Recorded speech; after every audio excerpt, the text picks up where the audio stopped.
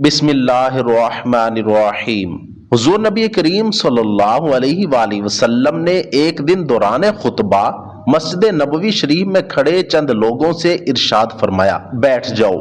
اس وقت ایک جاننثار صحابی رسول مسجد کی جانب بڑھ رہے تھے۔ جو ہی رسول اکرم صلی اللہ علیہ وآلہ وسلم کے کلمات کانوں میں پڑے تو فوراً وہیں بیٹھ گئے۔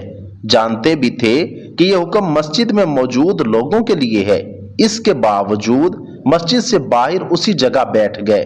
بعد میں رسول اللہ صلی اللہ علیہ وآلہ وسلم تک جب یہ بات پہنچی تو خوش ہو کر اپنے اس جاننثار پیارے صحابی سے فرمایا، اللہ تعالیٰ تمہارے دل میں اطاعت الہی اور اطاعت رسول کا جذبہ اور زیادہ کرے۔ میرے عزیز دوستو، دعائے نبوی صلی اللہ علیہ وآلہ وسلم سے حصہ پانے والے یہ صحابی بارگاہ رسالت مآب کے مشہور شاعر حضرت عبداللہ بن رواحہ انصاری خزرجی رضی اللہ تعالی عنہ تھے۔ اعلان نبوت کے 13ویں سال حج کے پربہار موقع پر مینا کی گھاٹی میں آپ رضی اللہ تعالی عنہ نے تقریباً 70 خوش نصیبوں کے ساتھ حضور اکرم صلی اللہ علیہ وآلہ وسلم کے دست حق پر بیعت کی سعادت پائی۔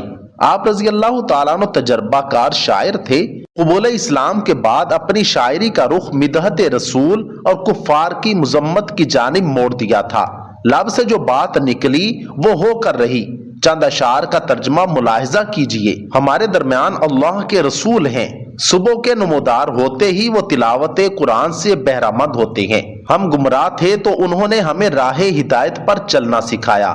ہمارے دلوں کو یقین ہے کہ جو بات ان کے لب پر آ جاتی ہے وہ ضرور ہو کر رہتی ہے۔ ذوالقعدہ سن 7 ہجری میں قضائے عمرہ کے موقع پر مکہ کی فضاؤں میں داخل ہوئے تو حضور اکرم صلی اللہ علیہ وآلہ وسلم کی سواری کی مہار تھامے ہوئے اشعار پڑھ رہے تھے۔ حضرت عمر فاروق رضی اللہ تعالی عنہ نے منع کیا تو پیارے آقا صلی اللہ علیہ وآلہ وسلم نے فرمایا، اے عمر، انہیں کہنے دو، یہ اشعار کفار پر تلوار کے وار سے زیادہ سخت ہیں۔ ایک مرتبہ حضور اکرم صلی اللہ علیہ وآلہ وسلم نے آپ رضی اللہ تعالی عنہ سے استفسار فرمایا، تم اشعار کیسے کہہ لیتے ہو؟ عرض کی، کسی چیز کو دیکھتا ہوں تو پھر اشعار کہہ ڈالتا ہوں۔ اسی طرح آپ صلی اللہ علیہ وآلہ وسلم نے ایک مرتبہ پوچھا، شعر کیا ہوتا ہے؟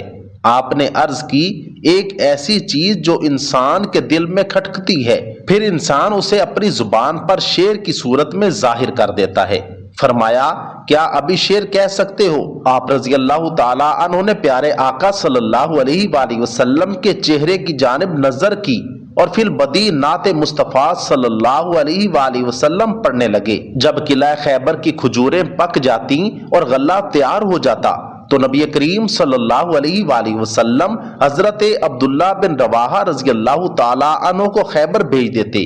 آپ رضی اللہ تعالیٰ عنہ کھجور اور اناج کے ڈھیر کو 2 برابر حصوں میں تقسیم کر دیتے، پھر اختیار دیتے ہوئے فرماتے، اے یہودیوں، جو تم کو پسند ہو وہ لے لو۔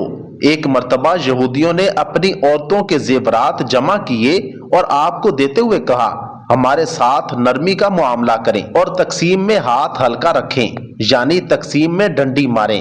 یہ سن کر آپ رضی اللہ تعالیٰ عنہ جلال میں آ گئے اور فرمایا، اے یہودیوں، جو تم دے رہے ہو وہ رشوت ہے اور رشوت مال حرام ہے جس کو ہم نہیں کھاتے۔ روزے سے آپ رضی اللہ تعالیٰ عنہ کو بے حد محبت تھی۔ ایک مرتبہ حضور نبی کریم صلی اللہ علیہ وآلہ وسلم کی ہمراہی میں ماہوے سفر تھے۔ گرمی کی شدت اتنی زیادہ تھی کہ لوگ اپنا ہاتھ اپنے سر پر رکھ لیتے تھے۔ اس وقت صرف 2 حضرات روزہ دار تھے، ایک خود نبی کریم صلی اللہ علیہ وآلہ وسلم، دوسرے حضرت ابن رواحہ رضی اللہ تعالی عنہ۔ نماز سے محبت کا عالم یہ تھا کہ آپ رضی اللہ تعالیٰ عنہ گھر سے نکلنے کا ارادہ کرتے تو 2 رکعت نماز نفل پڑھتے، گھر میں داخل ہوتے تو بھی 2 رکعت نفل پڑھتے اور اس عمل کو زندگی میں کبھی بھی نہیں چھوڑا۔ یتیموں سے محبت کا عالم یہ تھا کہ حضرت زید بن ارقم رضی اللہ تعالیٰ عنہ فرماتے ہیں کہ میں حضرت عبداللہ بن رواحہ رضی اللہ تعالیٰ عنہ کی پرورش میں رہا ہوں، میں نے نہیں دیکھا کہ کوئی شخص ان سے بہتر یتیم کی پرورش کرتا ہو۔ راہ خدا میں جہاد کا جذبہ ایسا تھا کہ جہاد و غزوہ کے لیے نکلنے والے پہلے شخص ہوتے اور واپسی کے وقت سب سے آخر میں پہنچتے تھے۔ ایک بار حضور نبی کریم صلی اللہ علیہ وآلہ وسلم دراز گوش گدھے پر سوار ہو کر انصار صحابہ کی مجلس میں کچھ دیر ٹھہرے۔ وہاں دراز گوش نے پیشاب کیا تو منافق ابن ابی نے ناک بند کر لی۔ اس پر آپ رضی اللہ تعالیٰ عنہ نے فرمایا، میرے آقا کے گدھے کا پیشاب تیرے مشک سے بہتر خوشبو رکھتا ہے۔ سن 8 ہجری جمادی الاولیٰ میں جنگ موتا کے موقع پر 1 لاکھ سے زیادہ رومی افواج کے مقابلے میں 3000 مسلمانوں کی مختصر سی جماعت نے اپنی جان پر کھیل کر ایسی مارکہ آرائی کی کہ تاریخ اس کی مثال بیان کرنے سے قاصر ہے۔ جنگ سے پہلے آپ کے جذبات یہ تھے، اے لوگو، تم شہید ہونے کے لیے نکلے ہو اور اب اسے ناپسند کر رہے ہو۔ ہم دشمن کی کثرت اور طاقت دیکھ کر جنگ نہیں کرتے، ہم اس دین کی خاطر لڑتے ہیں جس کے سبب اللہ تعالیٰ نے ہمیں عزت عطا فرمائی۔ اب 2 اچھی باتوں میں سے صرف ایک ہی ہوگی، فتح یا شہادت۔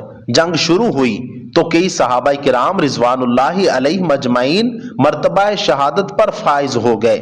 حضرت زید بن حارثہ رضی اللہ تعالیٰ عنہ کی شہادت کے بعد حضرت جعفر طیار رضی اللہ تعالیٰ عنہ نے پرچم اسلام تھام لیا، مگر جلد ہی جسم پر موجود لباس خون میں ڈوب گیا۔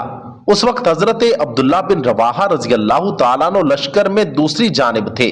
3 دن سے بھوکے تھے۔ چچا زاد بھائی نے گوشت سے بھری ہوئی ہڈی پیش کی تو ایک لقمہ ہی کھایا تھا کہ حضرت جعفر طیار رضی اللہ تعالیٰ عنہ کی شہادت کی خبر آ گئی۔ بے تاب ہو کر ہڈی چھوڑ دی اور یہ کہتے ہوئے آگے بڑھ گئے، اے عبداللہ، ابھی تک تیرے ہاتھ میں دنیاوی شے ہے۔